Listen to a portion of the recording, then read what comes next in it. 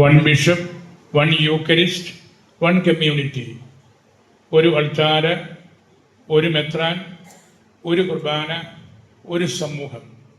അതാണ് ആത്യന്തികമായിട്ട് സഭയുടെയും വിശുദ്ധിയുടെയും അർത്ഥം.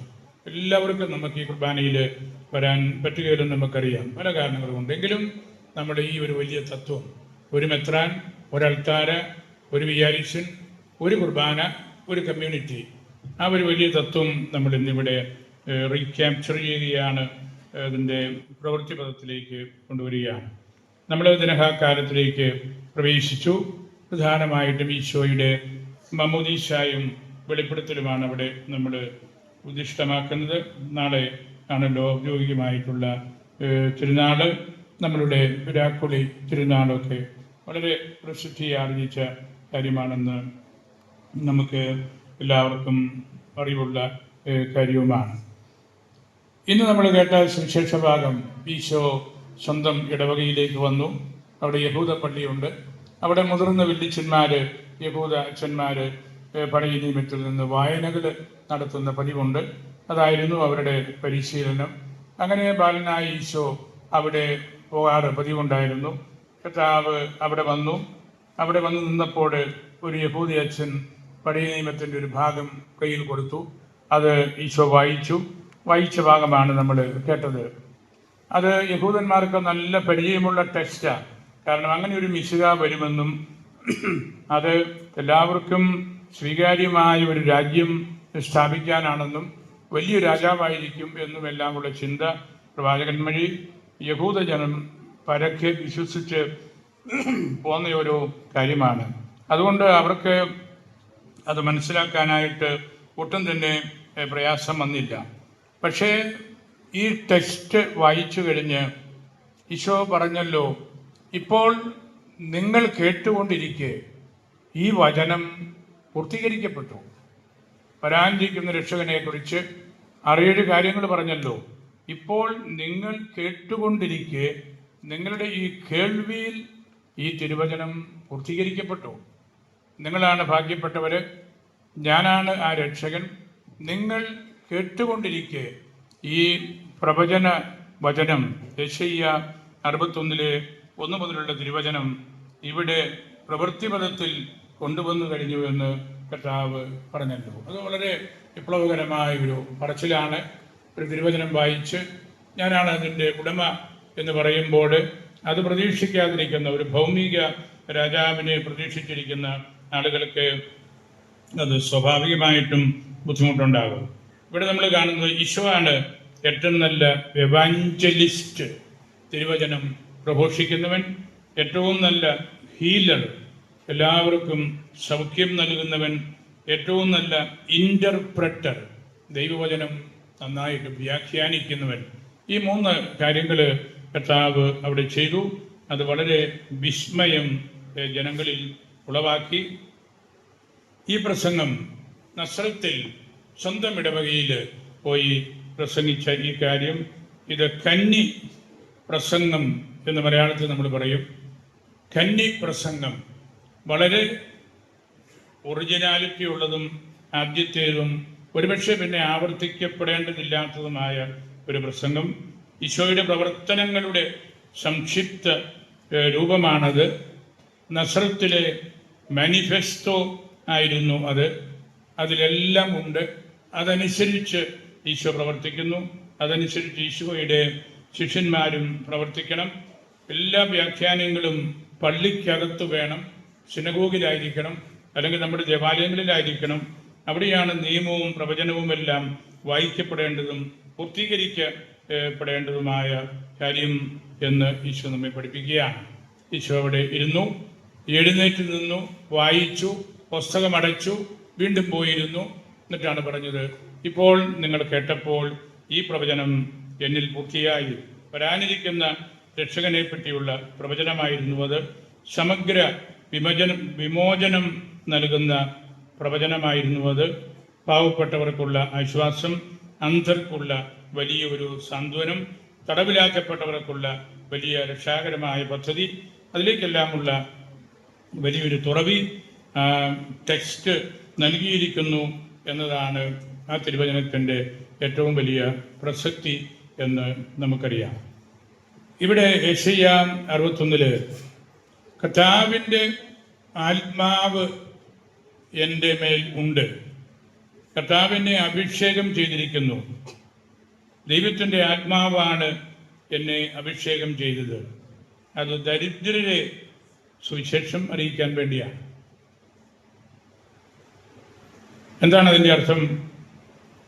പട്ടിണിയും പഴന്തുണിയും പരിവട്ടവുമായിട്ട് ഒന്നുമില്ലാതെ കഴിയുന്ന ഒരുപറ്റം ആളുകളെ കുറിച്ചല്ല, ദരിദ്രരെ സുവിശേഷം അറിയിക്കുക എന്ന് കർത്താവ് ഉദ്ദേശിച്ച് ദൈവിക ജീവന് വേണ്ടി വിശക്കുകയും ദാഹിക്കുകയും ചെയ്യുക.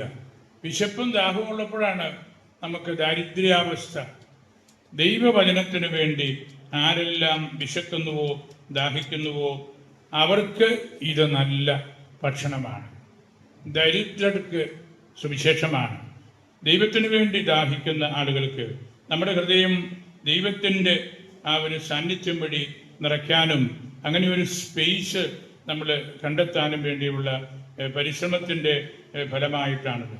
അതുകൊണ്ട് ദൈവവചനത്തിന് വേണ്ടി നമ്മൾ ദാഹിക്കണം എന്നാണ് ഇന്നത്തെ സുവിശേഷം നമ്മളോട് പറയുന്നത്. അന്ധർക്ക് കാഴ്ച, അതിനേക്കാൾ നല്ല ഒരു കാര്യം എന്താണ്? കാഴ്ച നഷ്ടപ്പെട്ടവന് വെളിച്ചം ലഭിക്കുന്നത്. അതാണ് സുവിശേഷം, അതാണ് ന്യൂ ടെസ്റ്റമെൻ്റ്, അതാണ് ഈശോ എന്നവിടുന്ന് വീണ്ടും പഠിപ്പിക്കുകയാണ്. തടവുകാർക്ക് മോചനം. തടവ്, ജയിലിൽ കിടക്കുക എന്നുള്ളത് മാത്രമല്ല, മനസ്സിൻ്റെ തടവ്, വീട്ടിലെ വഴക്ക്, ഭാര്യാഭർത്തൃ ബന്ധങ്ങളിലുള്ള ഇടിവ്, കുട്ടികളോടുള്ള സ്നേഹക്കുറവ്, അങ്ങനെയുള്ള തടങ്കലിൽ കഴിയുന്നവർക്കെല്ലാം കർത്താവ് വലിയ ആശ്വാസം നൽകുന്നു. അതാണ് അവിടുത്തെ കന്നി പ്രസംഗത്തിൻ്റെ പ്രത്യേകത. അങ്ങനെ കർത്താവിന് സ്വീകാര്യമായ വർഷം. എന്താണ് കർത്താവിന് സ്വീകാര്യമായ വർഷം? ദൈവത്തിന് സ്വീകാര്യമായ വർഷം എന്ന് പറയുന്നത് ഈശോ പാപികളായ നമുക്ക് വേണ്ടി കുരിശിൽ മരിച്ച് ഉയർത്തെഴുന്നേറ്റ് ദൈവത്തിൻ്റെ വലതുഭാഗത്തേക്ക് കരേറ്റപ്പെട്ടു. അതാണ് സ്വീകാര്യമായ വർഷം. അതാണ് ജൂബിലി വർഷം. അതായിരുന്നു സ്വന്തം ഇടവകയിൽ പോയി ഈശോ പ്രസംഗിച്ചത്. ഇങ്ങനെയുള്ള ഒരു നല്ല കാര്യത്തിനു വേണ്ടി നിങ്ങൾ നോക്കി പാർത്തിരിക്കണം. അവിടെയാണ് നിങ്ങളുടെ പോരായ്മകളും ബലഹീനതകളും എല്ലാം തിരുത്തപ്പെടുന്നത് എന്ന് കർത്താവ് പഠിപ്പിച്ചു. പണ്ഡിതനായ ഒറിജൻ പറഞ്ഞു, നിങ്ങളുടെ കാതുകളിൽ ഈ തിരുവെഴുത്ത് നിറവേറിയിരിക്കുന്നു. നമ്മൾ കേൾക്കുമ്പോൾ നമ്മൾ 4 വായനകൾ വായിച്ചു, പക്ഷെ ആരും ഓർത്തിരിപ്പില്ലായിരിക്കും. അതേക്കുറിച്ചാണ് ഒറിജിൻ പറയുന്നത്. നിങ്ങളുടെ കാതുകളിൽ ഈ തിരുവെഴുത്ത് നിറവേറ്റപ്പെട്ടിരിക്കുന്നു. നിങ്ങൾ ശ്രദ്ധാപൂർവം കേട്ടോ. നിങ്ങളുടെ കേൾവിയിലാണ് ഇത് പൂർത്തീകരിക്കപ്പെടുന്നത്. പരിശുദ്ധ അമ്മ പരിശുദ്ധ റൂഹായാൽ ഗർഭം ധരിച്ചു എന്നതിനെക്കുറിച്ചും ഈ വലിയ പണ്ഡിതൻ ഒറിജിൻ പറഞ്ഞിരിക്കുന്നത് കേൾവി ഗർഭധാരണമാണ്. കേൾവി ഗർഭധാരണമാണ്. ദൈവത്തിൻ്റെ ആത്മാവ് മറിയത്തോട് പറഞ്ഞു, മറിയം കേട്ടു. കേൾവിയിൽ മറിയം പറഞ്ഞു, ഞാൻ റെഡിയാണ്, നിന്റെ ഇഷ്ടം പോലെ എന്നിൽ നിറവേറട്ടെ. കേൾവി ഗർഭധാരണമാണ്. നമ്മൾ ശരിക്ക് കാര്യങ്ങൾ കേൾക്കുമ്പോഴാണ് നമുക്ക് ഫ്രൂട്ട്ഫുൾ ആകാനായിട്ട്, നമ്മുടെ ഉത്തരവാദിത്വങ്ങൾ നിവർത്തിക്കാനായിട്ട് നമുക്ക് സാധിക്കുന്നത്. അതുകൊണ്ട് കർത്താവിന് സ്വീകാര്യമായ വർഷം ഈശോയെ നമ്മുടെ ഹൃദയത്തിൽ നമ്മൾ ഏറ്റെടുക്കുമ്പോഴാണ്.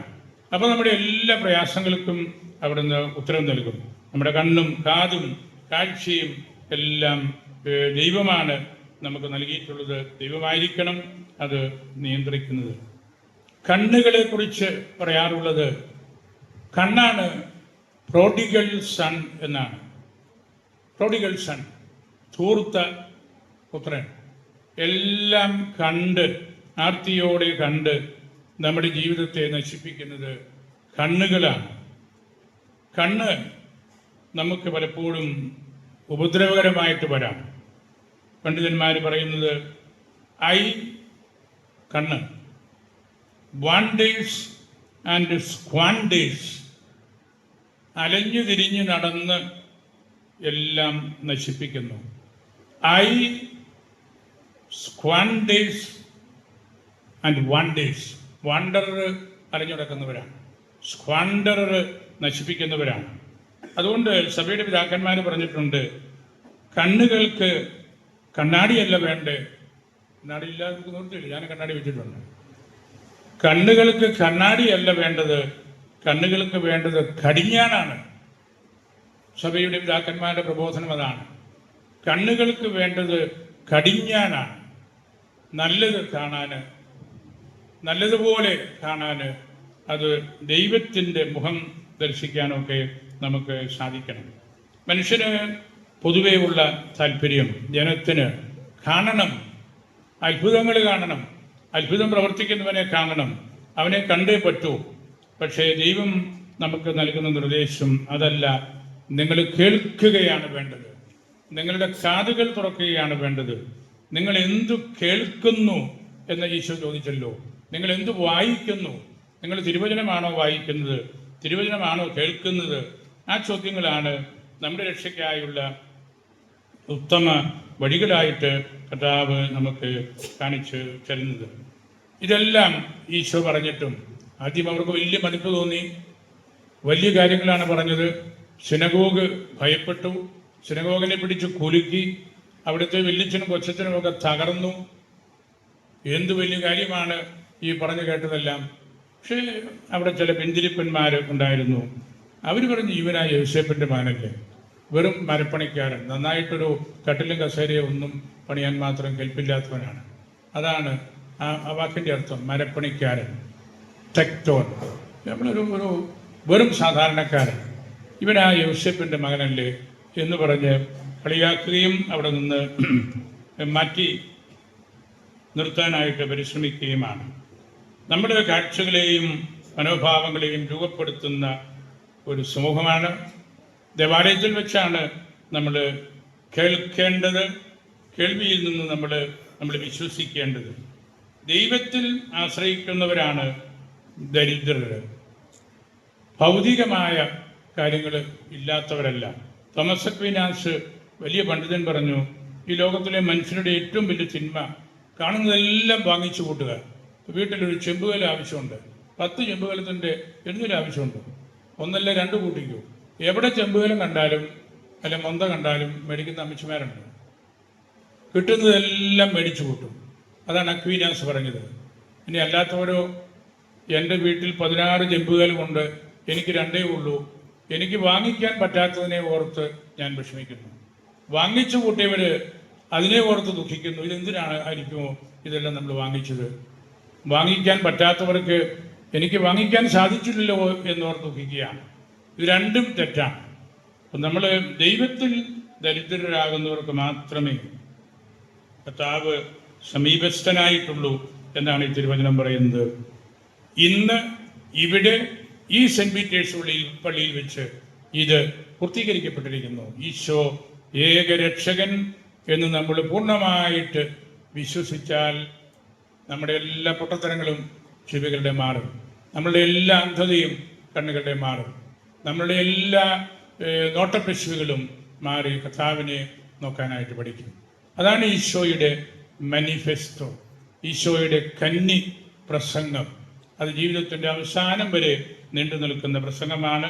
ആ ഒറ്റ പ്രസംഗത്തിൽ ഈശോ ദൈവരാജ്യം പ്രഘോഷിച്ചു. സ്വന്തം ഇടവകയിൽ, സ്വന്തം വീടിനടുത്ത്, ചെറിയൊരു സിനഗോഗിൽ, വലിയ മുതിർന്ന യൂത അച്ഛന്മാരുള്ള പള്ളിയിൽ അവിടെ ചെന്ന് നിന്നപ്പോൾ ആ കപ്പ്യാര് തുറന്നു കൊടുത്ത ഭാഗം യെശയ്യായുടെ പുസ്തകമായിരുന്നു. അത് തന്നെക്കുറിച്ചാണ്, എന്നെക്കുറിച്ചാണ് ഈ പറഞ്ഞിരിക്കുന്നത് എന്ന് വ്യാഖ്യാനിച്ചപ്പോൾ അവർക്ക് വലിയ വിസ്മയമായി. അങ്ങനെ നമുക്ക് തിരുവചനം കേൾക്കാനും തിരുവചനത്തിലൂടെ നമ്മുടെ ദർശനങ്ങളെയും നമ്മുടെ ആത്മീയ ഭക്ഷണങ്ങളെയും നമുക്ക് കണ്ടെത്താനും സാധിക്കട്ടെ എന്ന് ഞാൻ പ്രാർത്ഥിക്കുകയാണ്. ബാക്കി കുറച്ച് കാര്യങ്ങൾ ഞാൻ പൊതുയോഗത്തിൽ സംസാരിച്ചു കൊള്ളാം. ഇവിടെ ഞാൻ അവസാനിപ്പിക്കുന്നു. നമ്മുടെ പ്രിയപ്പെട്ട വികാരിച്ചനെ സ്നേഹത്തോട് ഞാൻ ഓർക്കുകയാണ്. അദ്ദേഹത്തിൻ്റെ സാമർഥ്യവും കഴിവും പഠിപ്പും വിശുദ്ധിയും എല്ലാം ഈ ഇടവകയെ നന്നായിട്ട് വളർത്തി. സമർത്ഥനായ ഒരു വികാരിച്ചനാണ് അദ്ദേഹം. ഞാൻ നിങ്ങളോട് പ്രത്യേകം പറയേണ്ട കാര്യമില്ല. നല്ല ക്രിസ്തീയ പാരമ്പര്യമുള്ള കുടുംബത്തിൽ ജനിച്ച് വളർന്ന് സെമിനാരിയിൽ പഠിച്ച് ഉന്നത വിദ്യാഭ്യാസം നേടി വൈദിക വികാരിത്വവും പ്രബോധനവും പഠിപ്പിക്കലും ഒരുപോലെ കൊണ്ടുപോകുന്ന അച്ഛനാണ്. കുട്ടികൾക്ക് അച്ഛനെ ഇഷ്ടമാണ്, മുതിർന്നവർക്ക് അച്ഛനെ ഇഷ്ടമാണ്. ഇവിടെയുള്ള കുട്ടികളൊക്കെ നല്ല മിടുക്കന്മാരും മിടുക്കികളുമായി ഈ നാടുകളിൽ. അതെല്ലാം ഈ അച്ഛനെ കണ്ടും അച്ഛൻ പറയുന്നതനുസരിച്ച് അച്ഛനെ ഇഷ്ടമല്ലേ എല്ലാവർക്കും, അല്ലേ? അതതിൻ്റെ കാര്യം. നിങ്ങൾ നല്ലപോലെ ദേവാലയത്തിൽ പെരുമാറുന്നുണ്ട്, എല്ലാവർക്കും സന്തോഷമാണ്. നല്ലൊരു പരിശീലനം നിങ്ങൾക്ക് കിട്ടുന്നുണ്ട്. അങ്ങനെ ഈ ഇടവക നല്ല രീതിയിൽ വളർന്ന് ഇനിയും മുമ്പോട്ട് പോകാനായിട്ട് ഇടയാകട്ടെ എന്ന് ഞാൻ പ്രാർത്ഥിക്കുന്നു. പത്രോസ് ഈശോ എല്ലാ കാര്യവും ഏൽപ്പിച്ചത് പത്രോസിനെയായിരുന്നു. നമ്മുടെ മധ്യസ്ഥൻ സെൻറ്റ് പീറ്ററാണ്, പത്രോസാണ്. പത്രോസിൻ്റെ കുടീരമാണ് നമ്മളുടെ ആത്യന്തികമായിട്ടുള്ള പുണ്യകേന്ദ്രം.